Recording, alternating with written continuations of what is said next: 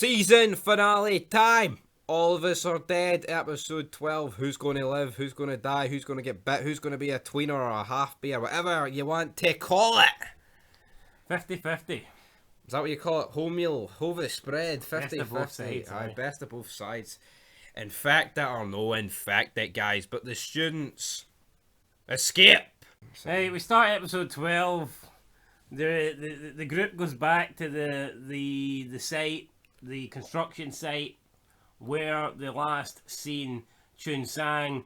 They're searching for his body after the nuclear explosion, but they can't find it. Namra turns around and tells Onjo that she can't smell him, and that means he isn't here. Does that mean that he's just not there, or does that mean that he's there but he's dead? Don't know. You can interpret it several ways, I guess, but the group decide that they have to leave. They can't stick around here. Maybe the overwhelming smell of burnt, dead corpses overwhelms the smell of him, unless he reeked a piss or something. I don't know. Number one. Oh, I've missed the number one references of me pissing my pants.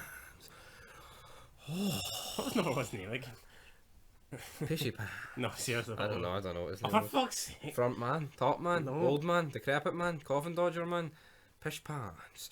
I don't know what his name was, guys, but basically Daisu's leg is injured here because the big bombs went off, so he's slowing the group down, right? And this... The big bomb went off and he got his leg blown off. No, what happened? There's a bit of shrapnel came down, impaled his leg, and now But there's fuck all. It wasn't even that big, and the guy's been doing fuck all anyway. He the odd job out Chung Sang.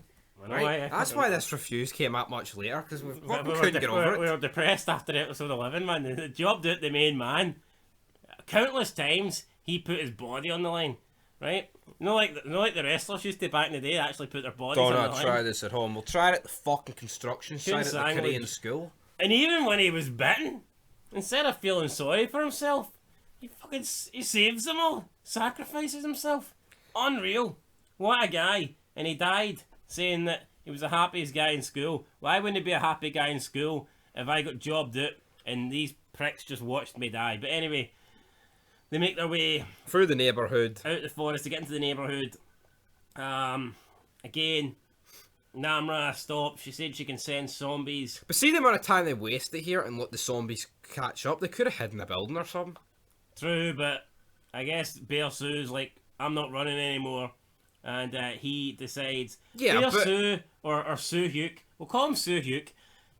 I mean, but that's all good saying that, right? But we don't know how many fucking zombies there is. You've got this far and you're just willing to die. So Sue Hyuk basically picks up a metal pole, tells the rest of them to go on without me. I guess he's trying to be heroic. Maybe he feels bad. I mean, if he stays behind, they go on. He's probably walking the only survivor of this episode. But, maybe he feels a bit bad that he let Chun Sang die in the last episode. Who knows?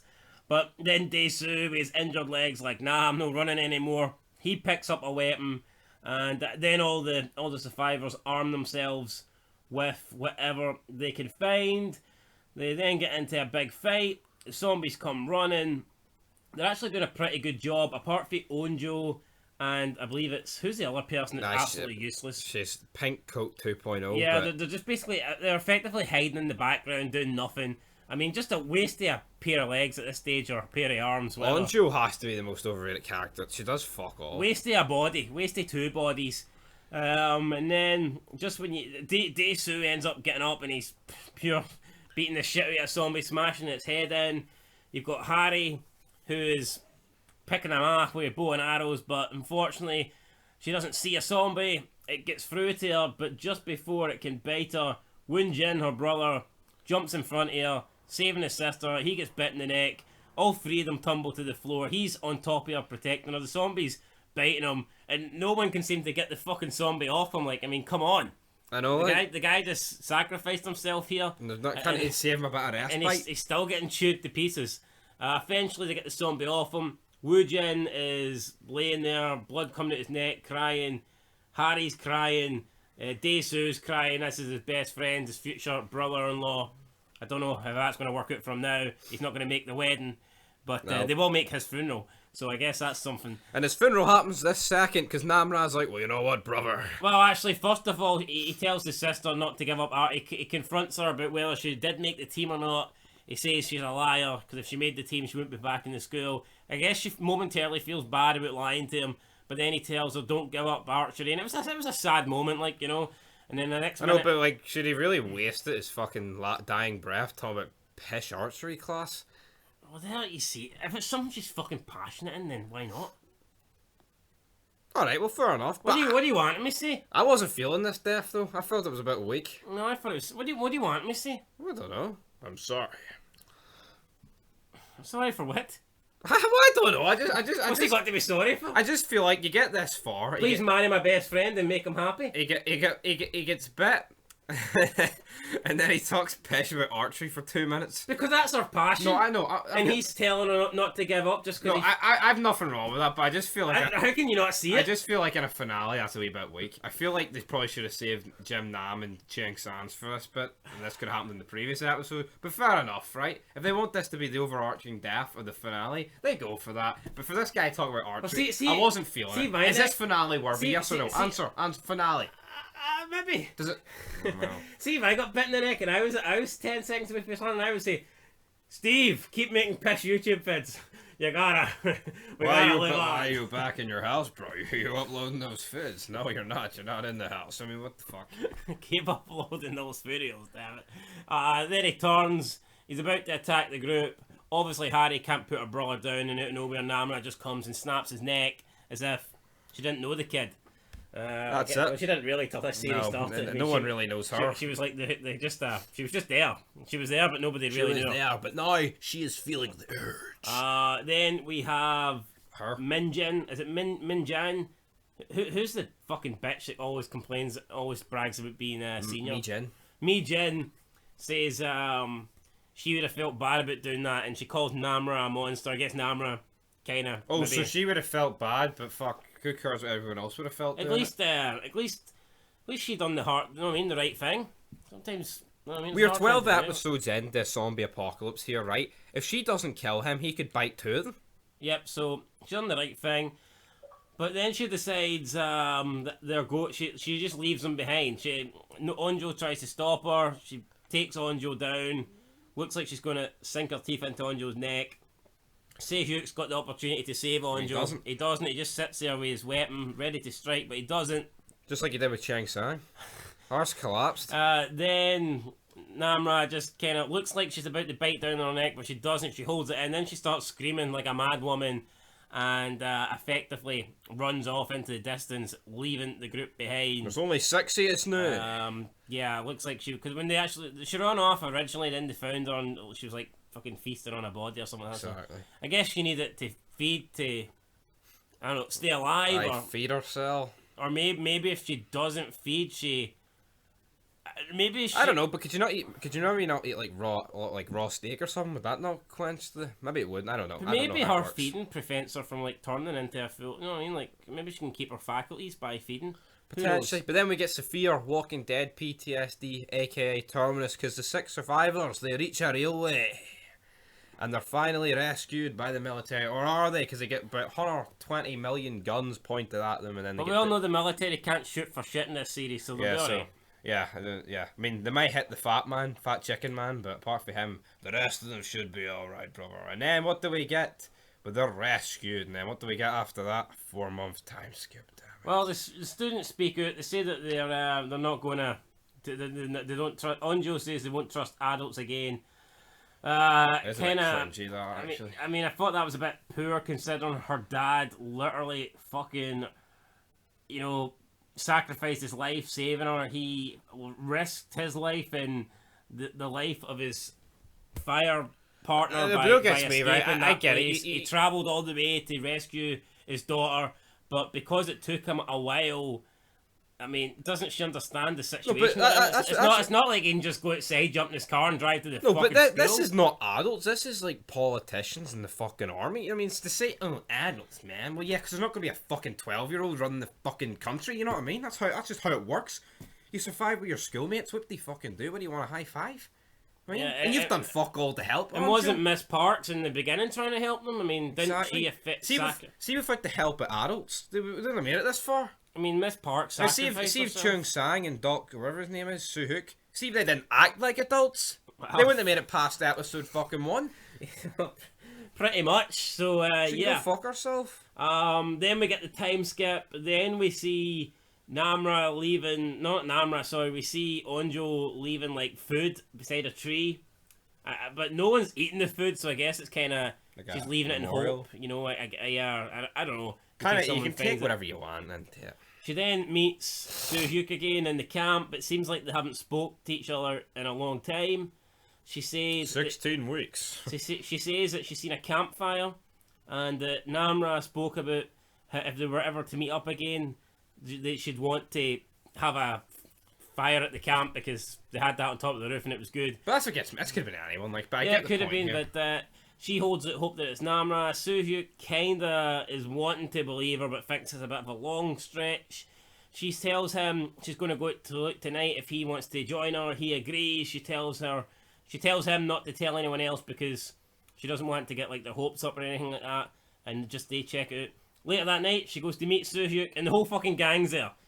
She tells Soo-hyuk, "I told you not to say it to anybody." Soo-hyuk looks at Dae-soo, says, "I thought it was just between us." Dae-soo looks at someone else. I think it was Harry, and he says, "I thought you weren't going to tell anybody." Then Harry looks at Minjin, and Minjin says, "Oh no," Harry says she threatened to sue or So, something. so it's the wee jobber girl. She's called Hyo Rung. Hyo Rung, I don't She's know. awful. She's just there hanging about like a bad smell. Absolute shite. I felt like even the other person had more development just because their parents died. She is just someone I feel who. like this person's had But nothing. she has just got season 2 premiere death written over. Oh, it's a season 1 original, but in reality, it's a fucking bum. That's what this is. Also, during all this, the government has ended martial law in Busan, but the residents are still under quarantine. But that's what gets me. It's like they went through so much to get to this stage, and they're just willing to sneak out because of some fucking campfire on the roof. Yeah, but, well, I think Namra's already been sneaking it, so for her it's not a big deal. You know, it's not. She knows she can sneak back in, I guess. Namra, but she's not in there. No, not Namra, Onjo. Aye, that's what I'm saying, yeah. So she's already sneaked out. But so- look what her dad did for her, and she's fucking sneaking in and out, man. yeah, but anyway, the And she sneak. can't even handle herself, so it's not even like she's been sneaked out and then fucking had an interaction with a zombie because she would have been dead. She's So shite. they get to the school. They go through the construction site. They get to the school rooftop. The fire's there. There's no one there. Then all of a sudden, Namra appears from the background, tells them she's missed them. They asked her to come back to the camp. She says she can't come back to the camp. She says she's not like them. They say she's not a monster. And then she uses quite a good analogy where she says, "You know how we're not quite kids, but not quite adults either? Then that is how she is in this like zombie like equation. She's not quite human, but not quite zombie. She's like somewhere in between." So I mean, I thought that was a pretty good analogy, I guess. Then she says that there's others out there like her, and she says she's got to go. They're waiting, and she says that they'll meet again. And until next time, they Peace. they kind of like share I guess a heartfelt moment or whatever. And then she just runs and jumps off the top of the fucking building. We've seen this doesn't kill you though, because we've seen G-Nam literally fly off buildings and get impaled, and he was. I know, but at already- the same time, well, she's just going to jump off, break her legs, wait 10 minutes to recharge. I'm back. Well, that's true. I mean, maybe I don't know. It's been a long time. Maybe Maybe the group caught her. look how much. Yeah, but look how much G-Nam advanced over the. It's been 4 months. I maybe. Been a 4 month time skip, so maybe. I tell you what, though, I wouldn't like that. Like, I don't want them to be able to jump like 100 foot and survive. Well, No. not survive, but 100 foot and no sell it. Like, just, you know. Well, maybe she's jumping onto something. That's what I'm You know what I saying, mean? Like yeah, we it don't could know. Yeah, it would be fucking retarded if she jumped right off the roof and then landed on the floor and she could just run away. Maybe that didn't I happen. mean, that should be reserved for like an Albert Wesker sort I mean, of they character. could just be doing this for like a cool action. Exactly. Look, she jumped off the roof. But we don't- Exactly. For all we know, she jumped off the roof, then climbed through the next window that was available. And the others are staring at her. But who's there? Is there anyone else there? Or she climbed down a drain pipe. We don't Exactly. really know. Like a spider. Is Chung Sang there? That's the only other guy we really care about. Yeah, so, but if he was there, wouldn't Namra have just said he's there? Or maybe, because he's like in a half Hamby state, maybe he doesn't want Onjo to see him that way. Maybe he told Namra not. I guess you could, there's certain ways you could look at it. But then the group look on, it shows you each member of their face. They appear to be looking in like slight shock. It then gets to Onjo. She's the last face we see. And bang, that is that black screen. That is the end of the episode. That is the end of season 1. And initially, my thoughts at the end of episode 12 is, I mean, what a great show, what a great season, but a bit of a mediocre finale for me. And I think a lot of shows seem to have mediocre finales, especially in season 1. And for me, that this was Yeah, like shows like they try and wrap it up, but leave it enough doors open, but at the same time they can't do it. I mean, you look at The Walking Dead, and I thought their season 1 finale was dog shit. Hey, Rick, I've got a grenade in your handbag. You know, like, it wasn't a bad episode. I would probably we'll get to the rating in a minute, but I think this is the worst episode of the series. Yeah, and if not, it's in the top, it's in the bottom 3. Yeah, like essentially all it is, they go back to the school for Chung Sang. They escape the neighborhood. They're going through the neighborhood. Wu Jin's bitten. Then they manage to get rescued. Namra runs off. 4-month time skip. They go back out. They see Namra. Oh, there could be others. I just covered it like that. And his death didn't really. There was no finale death. Well, in episode 11, we had like fucking 1,200 deaths. I think it would have felt more of a cliffhanger if they just seen Namra and then it ended. I felt like the conversation didn't really add much. Oh, there's others like me, but we knew that. I like that. I mean, the analogy was alright. You know, I'm not quite an adult, not quite a kid, but I don't know. For me, especially coming off an action-packed episode 11, it was. It was like, oh, we've wasted all the budget. We need to. Technically, could episode 11 not been a finale? Could that have not? I mean, that the army guy just killing himself. Could that have not literally been the finale, or did you need some closure? Like, it would have left a lot of things open, but at the same time, like, I mean, you had a lot of deaths and a lot of fuck, like, and then it would have left like, oh fuck, are they ever going to get rescued? Now they've been rescued and they're just going in and out. It's a bit. I feel like these shows are always. I think the finale. The reason why I think finales are always mediocre is because they don't know if they're getting a season 2. So they have to. They try and write it so that leave the door open. They're trying to leave the door open, but conclude it at the same time, which for me, there's no way. I think if they've guaranteed 2 seasons of this, I don't think episode 12 plays out the way it does. No, I think you always find this with shows that they don't know if they're getting a second season. Yeah, like if it's never aired again, they don't really go full out with episode it's almost 12. like we're back to normal civilization, but there's also these creatures that are going to live in this city until the end of time, sort of vibe. Yep. So I think we will get a season 2, but episode 12. Yeah, let's give our episode rating for episode 12. I'm going to give it I'll give it a 5. I'm giving it a 6. Okay, 6. So I average it at a 5.5. But what's the season ranking finale rating? So as a whole, the rating of the season finale rating. You know what I mean? The final season rating. The season finale ranking rating. Woo! What are you giving the season? The 12 episodes, big man. What are you giving it? I'm giving it a 9.